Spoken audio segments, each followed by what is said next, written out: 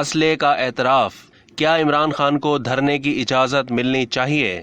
دھرنوں میں تاخیر، عمران خان نہیں چاہتے کہ استعفے منظور ہوں۔ تجزیہ کاروں نے عمران خان اور شہباز گل کے لانگ مارچ کے شرکا کے پاس اسلحہ ہونے کے اعتراف کے بعد انہیں دوبارہ لانگ مارچ کی اجازت ملنی چاہیے یا نہیں، اس پر اپنی رائے کا اظہار کیا ہے۔ تجزیہ کاروں نے کہا کہ پی ٹی آئی سپریم کورٹ کو پرامن احتجاج کی گارنٹی دے دیتی ہے تو حکومت کو عمران خان کو نہیں روکنا چاہیے۔ عمران خان نہیں چاہتے کہ فی الحال P T I M N As کے استعفے منظور ہوں۔ محمل سرفراز نے کہا کہ شہریوں کو آئینی اور جمہوری طور پر پرامن احتجاج کا حق حاصل ہے۔ عمران خان کو اعتراف کے باوجود دوبارہ لانگ مارچ کی اجازت ملنی چاہیے۔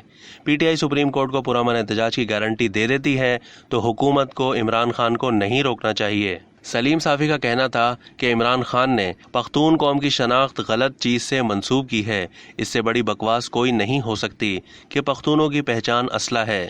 عمران خان اعتراف کر رہے ہیں لانگ مارچ میں لوگ مسلح تھے۔ عمران خان کو احتجاج کا حق ہے تو عام شہری کو بھی نقل و حرکت کی آزادی کا حق ہے۔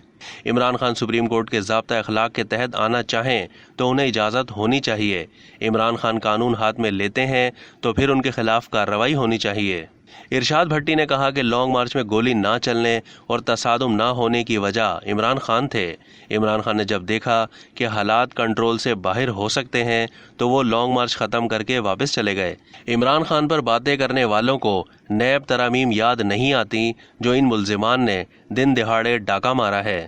سہیل وڑائچ کا کہنا تھا کہ دھرنوں پر مکمل پابندی عائد ہونی چاہیے کیونکہ اس کے ذریعے شہر کو مفلوج کر دیا جاتا ہے۔ اب تک کے لیے اتنا ہی۔ مزید معلومات کے لیے ڈیلی جنگ کے یوٹیوب چینل کو سبسکرائب کرنا نہ بھولیے اور فیس بک کے پیج کو بھی لائک کرنا نہ بھولیے۔